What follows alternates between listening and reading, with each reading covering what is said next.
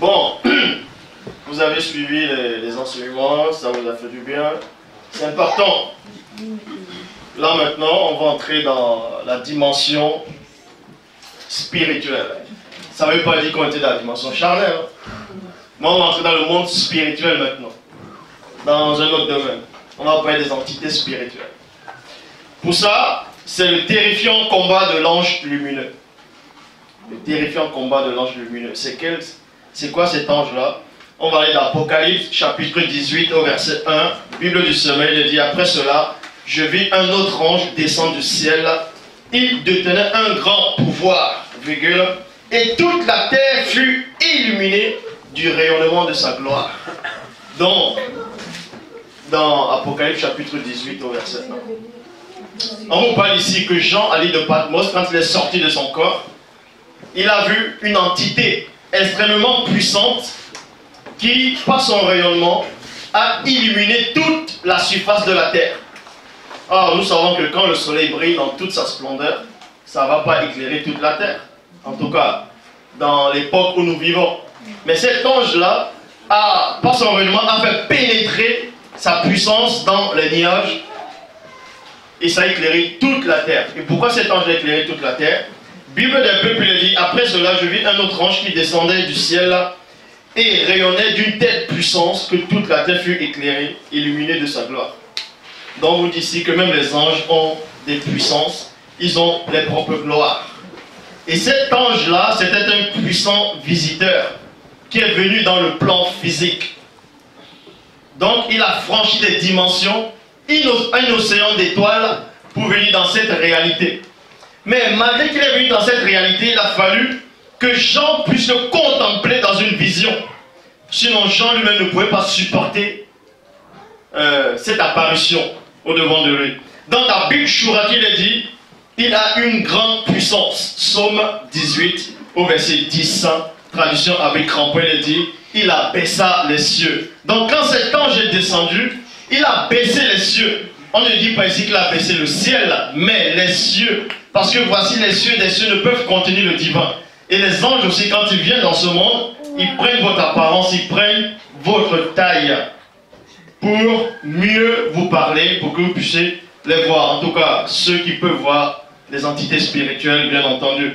Donc, on va vous expliquer comment cet ange-là est descendu et qu'est-ce qu'il est venu faire réellement sur la terre. Donc, je repars dans Apocalypse chapitre 18 au verset 1, Bible des peuples. Après cela, je vis un ange qui descendait du ciel et rayonnait d'une telle puissance que toute la terre fut illuminée de sa gloire. Psaume 18 au verset 10.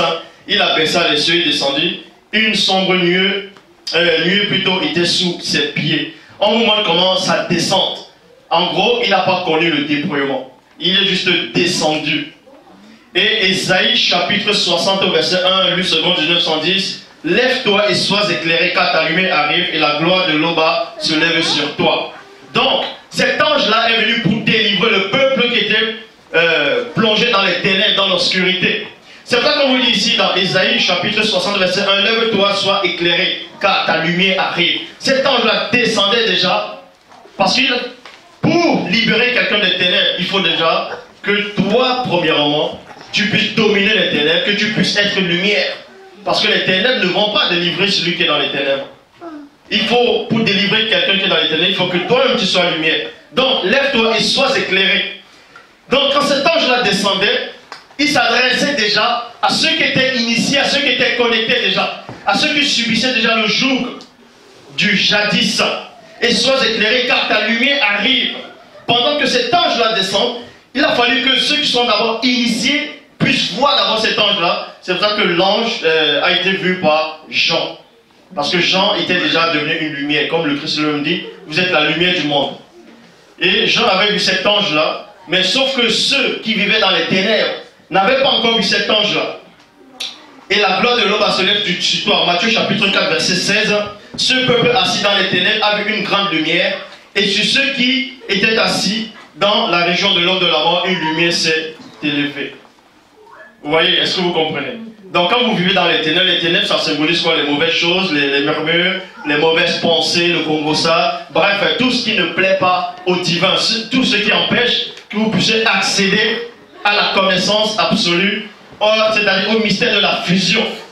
Et ce peuple-là, qui est ce peuple-là aussi devant vous, sont en train de voir la grande lumière par la parole. Et cet ange-là a dégagé sa lumière par son rayonnement, a éclairé toute la terre. Parce que le but de Dieu, c'est pas que l'homme puisse mourir, c'est pour que le peuple puisse être sauvé. Donc en cela, il va éclairer toute la terre. La chance n'existe pas, mais Dieu fait grâce. Il donne sa lumière à toute la terre, de même qu'il fait pleuvoir sur les bons et sur les mauvais. Donc l'ange doit illuminer toute la terre pour tous ceux qui vont recevoir cette grâce-là. Cette lumière vienne vers cette lumière-là. Ésaïe chapitre 60 au verset 19. Ce ne sera plus le soleil qui t'éclairera de lumière pendant le jour, ni la lune qui t'éclairera de sa lueur. Donc on apprend ici dans Ésaïe chapitre 24 au verset 23. Ésaïe 24 au verset 23, il est dit, la lune sera couverte de honte et le soleil de confusion. Mais on ne parle pas de ce soleil qui représente les deux témoins du mystère de l'homme, du début de la Genèse, c'est-à-dire de l'origine cosmogonique. Mais ce soleil-là représente ici, dans cet enseignement, d'autres formes d'entités. Parce que le soleil, les gens ont besoin du soleil, et le soleil dans la Grèce antique représentait qui? Quel faux Dieu? C'est quel faux Dieu qui portait le soleil? C'était qui? Dans la mythologie grecque. Non. C'était qui portait le soleil sur le char? Apollon. Donc, on vous montre ici, la lune sera couverte de honte et le soleil de confusion. Pourquoi? Parce que dans Ésaïe chapitre 60 au verset 19, il est dit, ce ne sera plus le soleil qui te servira de lumière pendant le jour. Parce que cet ange-là vient, ce messager vient, ce visiteur puissant, il entre dans cette réalité-ci pour éclairer le peuple de Dieu.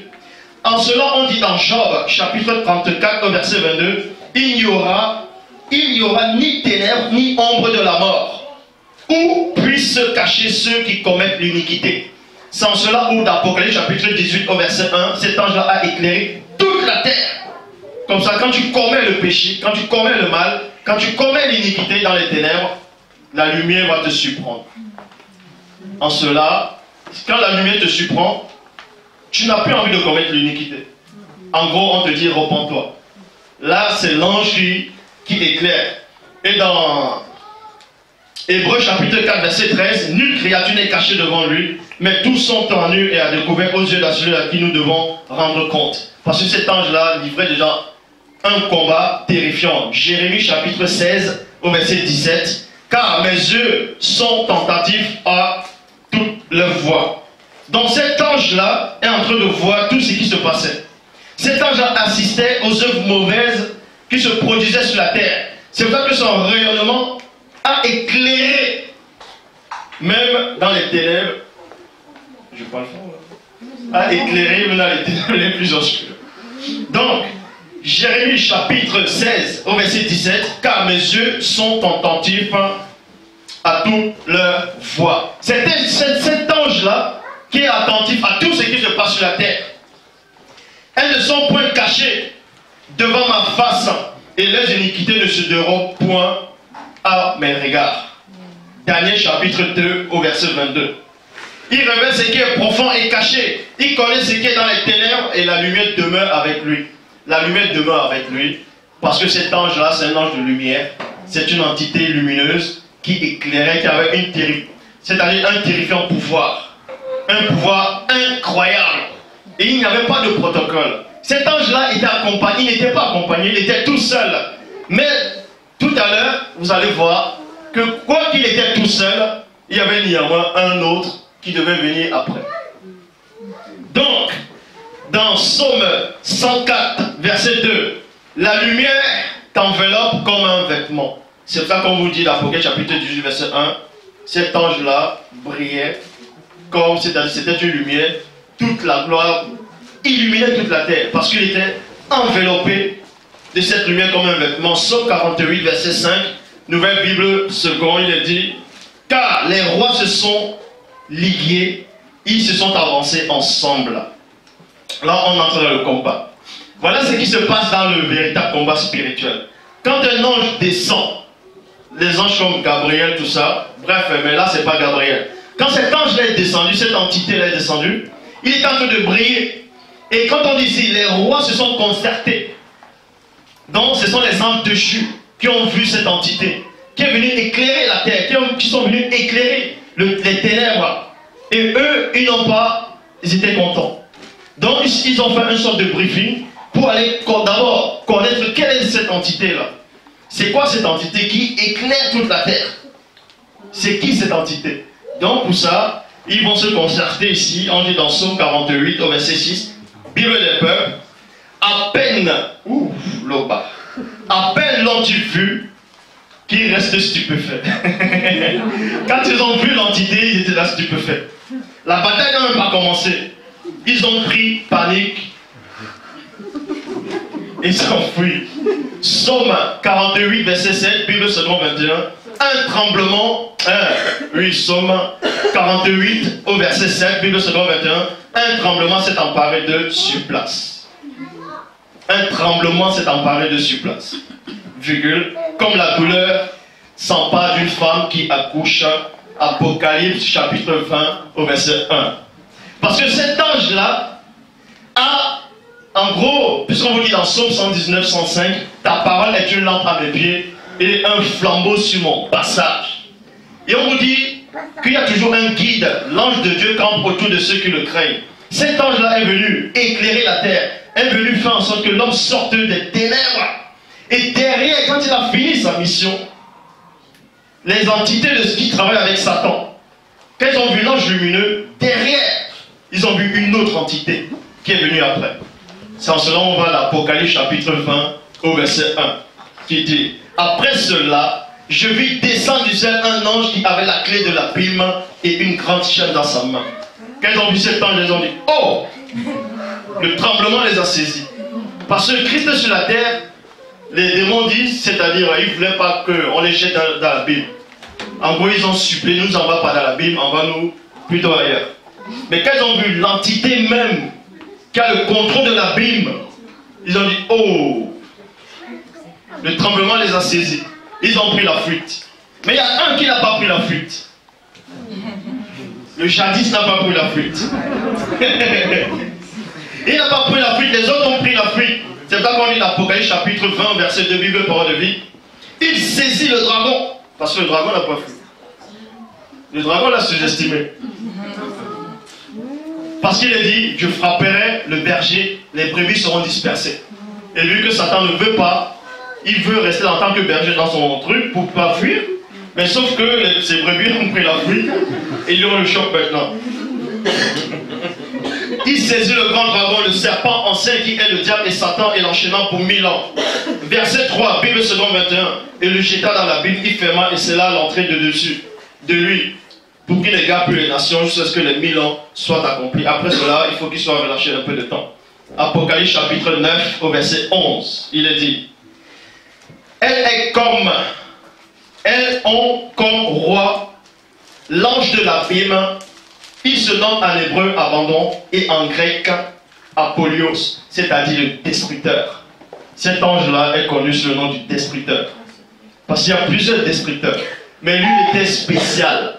Il était spécial. Traduction avec Philion, il est dit, elle avait pour roi, au-dessus d'elle, l'ange de l'abîme, appelé en hébreu abandon et en grec Apollyon, et en latin l'exterminateur.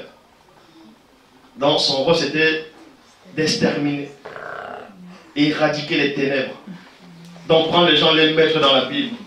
Et quand les autres anges ont vu ça, ils ont pris la fuite. Ils n'ont pas essayé de dire, attends, il vient de... Non, non. Ils ont pris la fuite d'un coup.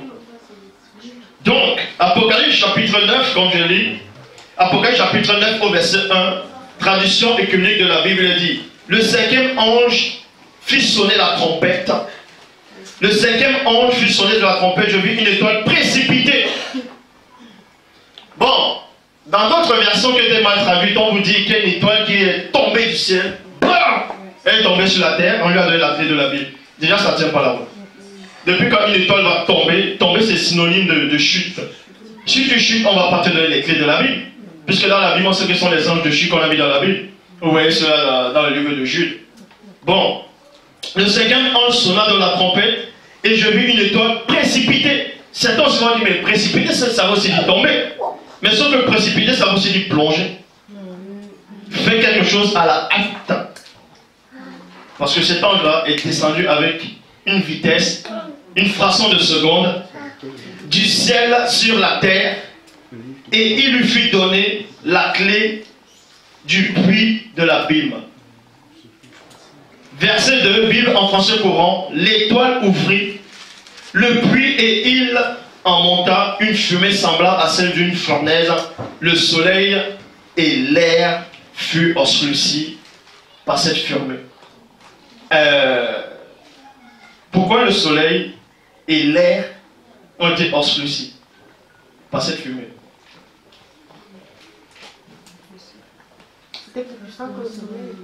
Comment? Mais pourquoi on parle de l'air? Les esprits de l'air. Dans 2. Donc, il faut obscurcir d'abord même l'air, l'atmosphère où ces esprits-là résident. On obscurcit ici, c'est quoi? Ça symbolise quoi? Les ténèbres. Ça veut dire que les anges lumineux, en tout cas cette espèce d'ange-là d'entité, pour combattre le mal, pour combattre les ténèbres, il fait d'abord apparaître d'autres ténèbres qui sont plus noires que les autres ténèbres. Parce que selon la Bible, on dit que Dieu se cache dans l'obscurité. Mais on sait que Dieu ne peut pas se cacher quelque part, puisque rien ne le contient. C'est une métaphore. Mais ici, on vous apprend que l'air est obscurci. En cela, la baston commence. Apocalypse chapitre 9 au verset 2.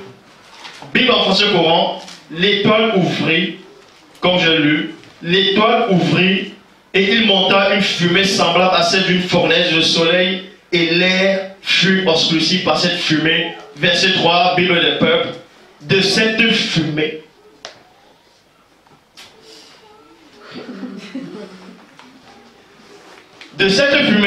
là ça se passe maintenant dans l'obscurité. Mais Jean voyait, parce que il voyait avec les yeux de son esprit. Et parce que le Saint-Esprit a permis qu'il puisse voir. Et là, ça se passait dans les ténèbres, dans l'obscurité. Pour vous montrer que Dieu ne rigole pas. Ça veut dire que les démons ou les anges de Jude peuvent avoir un aspect, c'est-à-dire les démons sont des monstres. Ils ont plusieurs aspects. Maintenant, dans le monde spirituel, il y a aussi des aspects plus effrayants que les démons, mais qui ne sont pas des mauvais. Écoutez la révélation. De cette fumée sortaient des sauterelles qui se répandent sur la terre, aussi dangereuses que les scorpions de la terre. Verset 7, on vous dit, ces sauterelles ressemblaient à des chevaux préparés pour le combat. Est-ce que vous voyez? Si on fait 1000 ans, on fait en 2000. Ressemblaient à des chevaux pour le combat. Ils avaient sur les têtes comme des couronnes semblables à de l'or. Et les visages étaient comme des visages d'hommes. Vous avez déjà vu des sauterelles qui sont comme des chevaux, qui sont comme des... C'est encore quoi ça? Si vous les voyez, vous pensez que ce sont des démons. Donc, dans l'esprit de l'air, les esprits de l'air, on va obscurcir, et maintenant de cette fumée, ces entités-là vont apparaître. Ce sont des hybrides. Parce que ce sont des métaphores, on parle avec des images. Mais derrière, c'est un combat qui devait s'apprêter. En cela, il est dit dans Job 26 au verset 6, devant lui, le séjour des morts est nu, la Bible n'a point de voile. Luc 8, 31, Bible du semeur. Ces démons suppliaient Christ de ne pas les ordonner d'aller dans la Bible. Parce qu'on sait ce qui sort de cette Bible, de cette Bible. En tout cas de l'obscurité, de cette fumée-là. 2 Pierre 2, 4. Car si Dieu n'a pas épargné les anges qui ont péché, mais s'il les a précipités dans les abîmes de ténèbres, il les a réservés pour le jugement. Les anges ont peur de ce qu'il y a dans l'abîme. Parce qu'il y a des entités qui gardent l'abîme. Et eux, ils sont différents des autres entités. En gros, ce sont les gardiens du puissant fond. C'est en cela où, même le monde scientifique, quand ils essayent de voir, bon, je vais prendre l'exemple, sur le film hollywoodien, bon, pas hollywoodien, mais je crois franco-français, américain, tout, sur Lucy. On fait croire que Lucie, elle atteint 100% de son cerveau et qu'elle est devenue soi-disant les faux dieux. Mais j'ai rigolé à la fin parce que quand elle arrive soi-disant à 100%, on montre comment le Big Bang commence. Et après, avant le Big Bang, on montre l'obscurité. Et là, ça s'arrête. Ils ne peuvent pas savoir ce qu'il y a après l'obscurité. Alors, on vous dit ici, là, ces entités, ils protègent le puissant fond. Parce qu'ils se cachent aussi derrière l'obscurité. Sans cela, on dit que l'Esprit de Dieu se mouvait au-dessus des hommes de l'obscurité. En cela, derrière l'obscurité, l'âme ne sait plus ce qu'il y a de l'autre côté. Parce qu'il y a des gardiens, on les appelle les gardiens de la mémoire. Je crois que je parle trop là. Donc, 2 Pierre 2, 4. Car si Dieu n'a pas épargné les anges qui ont péché, mais qu'il les a précipités dans les abîmes des ténèbres et réservés pour le jugement. Apocalypse chapitre 18 au verset 2. Bible des peuples. Aïe. Apocalypse chapitre 18 verset 2. Après ce combat spirituel, quand l'ange de l'Apocalypse 20 est descendu, quand il a enchaîné le diable, quand ces esprits hybrides sont sortis, il y a eu un combat pour que le peuple de Dieu sorte du joug. Et quand le combat est fini, de même que Christ a dit, quand la lumière est rompue, il a dit, tout est accompli. Apocalypse chapitre 18 au verset 2, Bible des peuples, il dit, il cria d'une voix puissante. Elle est tombée, Babylone. Babylone, entre parenthèses, c'est quoi? C'est Babel, la porte des dieux. Donc, l'esprit de l'air aussi est tombé. Pour que l'homme soit libéré complètement de ses pensées. Donc, l'ange crie maintenant, elle est tombée, Babylone la grande. Elle est devenue une demeure de démons, un abri pour tout esprit impur, un repère d'oiseaux impur et indésirable. On vous montre comment ça se passe dans le plan spirituel. Si Dieu vous ouvre l'esprit, là maintenant, les yeux de vos esprits, pour voir le combat qui se déroule là, pour vous, vous n'allez plus dormir. Vous allez avoir peur de dormir. Eh oui, vous allez avoir peur de dormir. En ceci, je vous dis, Dieu vous aime beaucoup. Franchement, n'abandonnez pas. Peu importe les difficultés, peu importe les situations, gardez l'espoir. Vous n'êtes pas venu sur la terre pour vivre comme tout le monde. On ne vous a pas créé pour être des figurants. Soyez des acteurs et des actrices. Pas des acteurs et actrices hollywoodiens. Mais apprenez vraiment à connaître qui vous êtes. On ne vous a pas créé juste pour vous créer, pour vous faire plaisir. Vous avez un but. Soyez conscient de ça. Pensez à la génération à venir. Pensez à vos enfants. L'héritage que vous allez les léguer. Ce que vous devez les aplanir le chemin là maintenant pour eux. Parce que les apôtres, regardez même le Christ. Jean-Baptiste est venu aplanir le chemin du Christ. Parce que Christ ne devait pas venir directement comme ça. Il a fallu quelqu'un qui trouble là-bas. Parce que les pharisiens avaient peur de Jean-Baptiste. Jusqu'à un moment où on était obligé d'envoyer les Lévites pour poser les questions à Jean le Baptiste. Parce que, pourquoi poser les questions à Jean le Baptiste, pas les Lévites? Parce que les Lévites sont ceux qui marchaient avec Dieu, qui faisaient ce qui était bien devant le divin. Et Satan le savait. C'est vrai qu'on envoie quelqu'un qui a à peu près la même foi que Jean-Baptiste pour qu'il puisse s'adoucir. Mais Jean ne s'est pas adouci. Il les a regardés.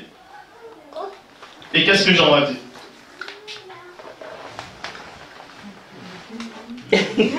Néanmoins, par courtoisie, il a répondu, je ne suis pas le prophète, je ne suis pas Élie, je ne suis pas... Il a néanmoins prononcé un passage. Donc, allez les dire ça. vous, parce que vous êtes des Lévis, mais faites gaffe.